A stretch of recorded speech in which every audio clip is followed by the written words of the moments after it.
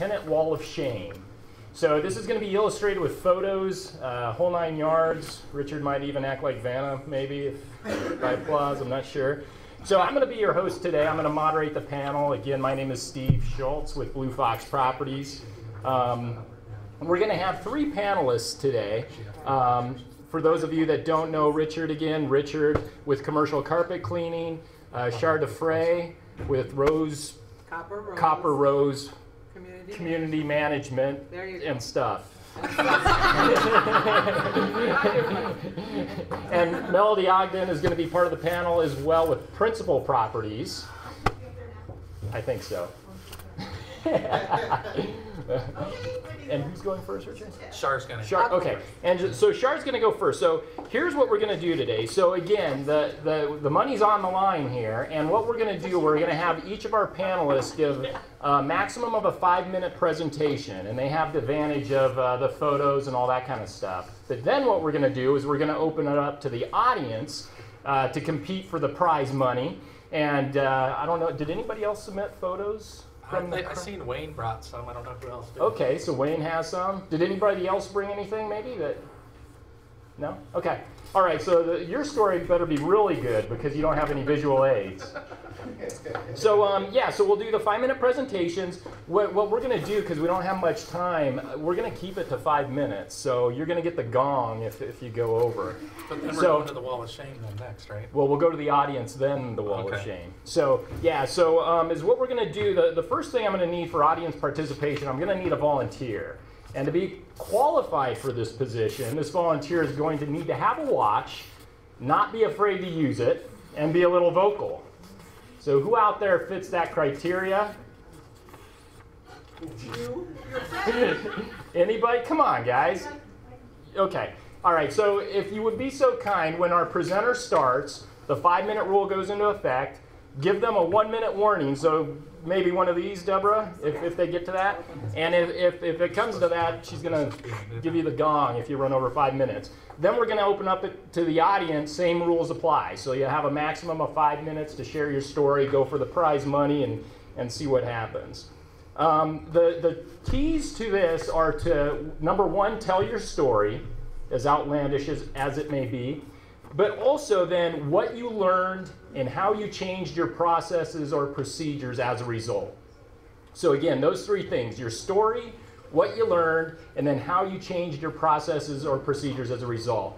And again, this can be vendor stories. The property you went into and was just a disaster. It could be a property manager story, the same thing. But that's the idea. So the first topic is move-outs. Move-out specific, and then the second topic, we're going to move to the wall of shame. Who's got the watch? Enough already. All right.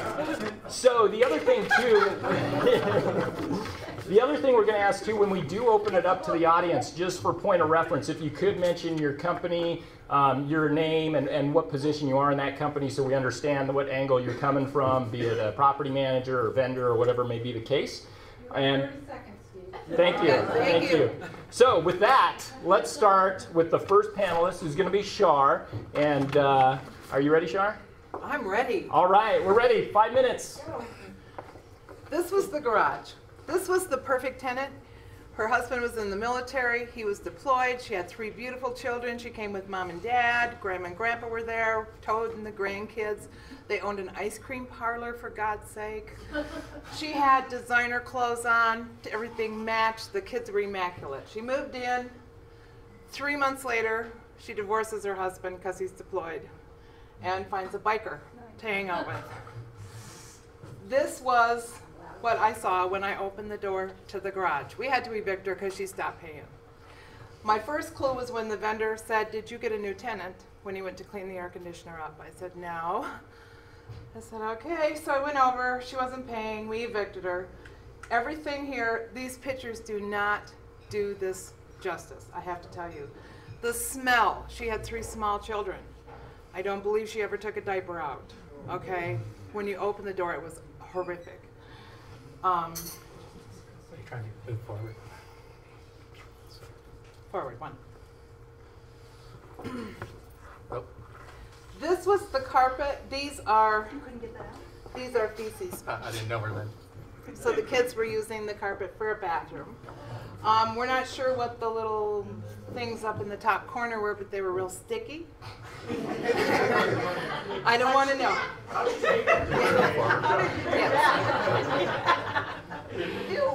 Was the carpet nylon? No, it was not. We had to use what is that, contamination disposal on this place.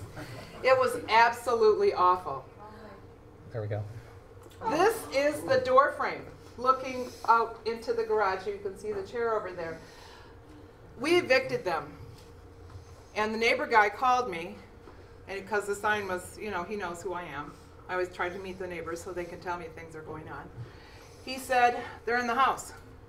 I said, we evicted him. He said his best friend lives across the street. He just went over there. I said, oh my. He said, yeah, they kicked the vent in the garage out, crawled through the hole in the garage, kicked the back door open, and were sleeping on that sticky, stinky carpet. It was awful. Her boyfriend, biker, mechanic, unemployed, whoever he was washing car parts in the dishwasher. Yes. Works. Yeah, where else is supposed to wash them? I know. On the other side of the garage was a 55-gallon drum of oil. I have a guy that'll take that away for you. Yes.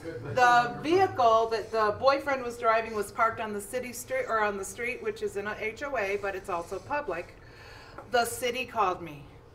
They were environmentally unfriendly to the streets, and we had to have the street cleaned. I'm telling you, these people were awful. But she worked at an ice cream parlor, for God's sake. I mean, come on. She had good credit. Her husband was in the military. I mean, I didn't think, do you know what I mean? One more?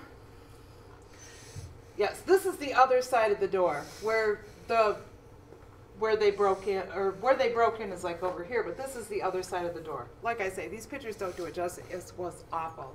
What did I learn? We do inspections more often. Okay? This was my husband's property, by the way. He said, well, you know, it's a little messy, honey. I said, how messy is it? Do you know what I mean? Well, it's a little smelly, and that's when we, you know, I really started my ears pro smelly. And there was also dog feces in the backyard about this thick. 1 minute. Okay. We changed our process. We now do inspections twice a year, and that's in the winter and the fall, or winter and the summer. And my air conditioning guy does a little inspection in the fall and the spring for me. If he sees anything amiss, we changed our procedures. The property managers have to fill out a form that they were there, okay? For all you brokers out there, this came out of my pocket because we didn't pay attention. It was our fault. And the owner of this property is in the military. And my husband's retired military, so Shar wrote a check. It was okay.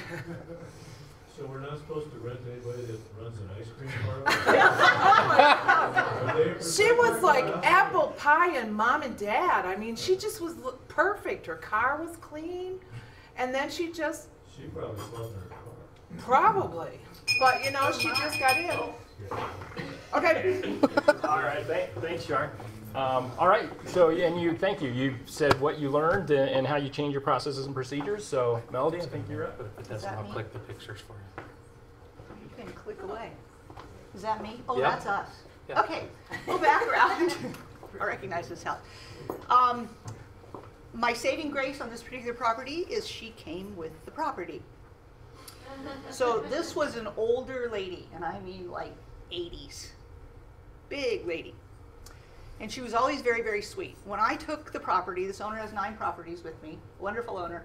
When I took the property, I did an inspection. And I'm thinking from years of dead people and property management stuff, my nose doesn't work very well.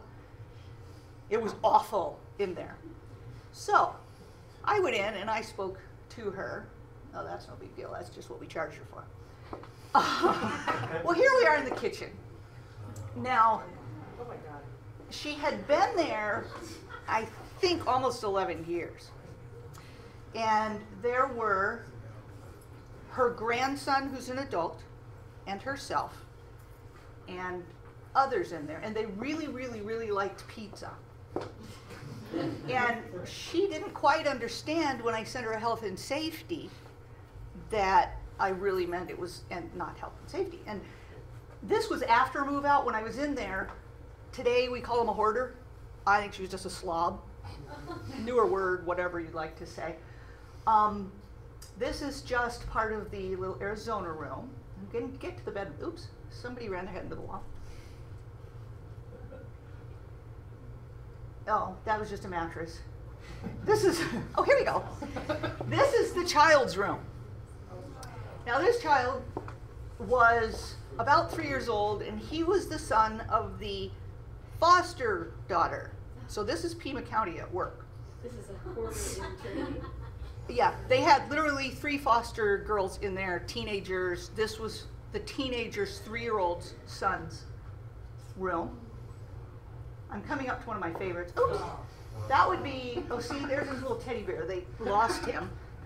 So apparently he didn't get to take his bear. The grandma got very upset with me because she didn't really understand why I health and safetied her, and when we went back, it looked worse 10 days later, if that's possible. So of course I sent her a health and safety. She had to move. And she would call, and she was really sweet until she met me. And she would call 3 or 4 times a day. Oh, wait. Oh, this is fun. This was one of the teenagers. This is my favorite picture. Tiffany was in this room with her sister. Can't remember. And Tiffany was in love with Devon. And my favorite thing is this was her bedroom wall. And it says, I'm a lover, not a fighter, but if I have to,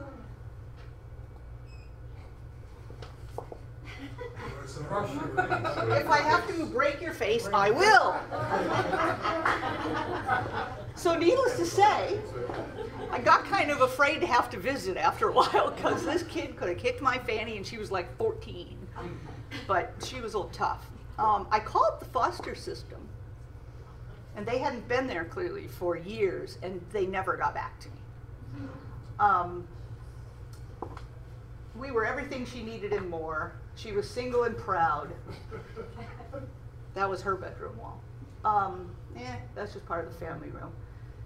So I got a call from Grammy about 6 times a day for about a week. And Grammy she was old, and I kind of felt bad for Grammy, but I couldn't understand. You can only feel so bad. And she was literally telling people, she would leave messages at night with the service that she was dying and it was my fault. 1 minute. Well, Grandma and the kids moved. God only knows where. I won't mention her last name. And we pretty much rebuilt that house. It was a $7,000 turn. We've been doing this for 25 years, and that's the most expensive turn we ever had. Owner, fabulous guy, said whatever. I didn't rent to him. What did we learn from that? How people live. I didn't rent to her.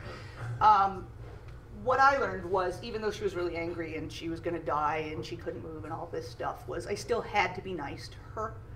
And I was nice to her, although she did have to move.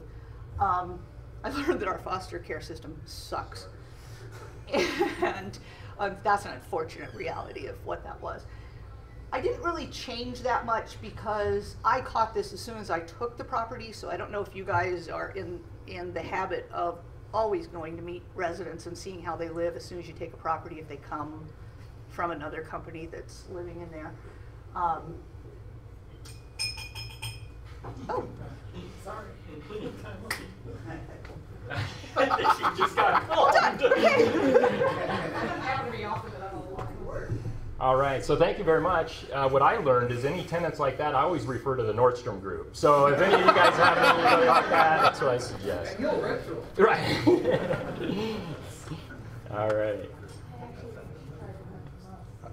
All right, Richard. All right, so because I'm not a property manager, our procedure comes into effect on these pictures of what is it that our guys run into out in the field. You know, sometimes we get accused of things, which you'll actually get to see here in a little bit, but I tried to make humor with it and have a little fun. But this here's a house where the people, obviously,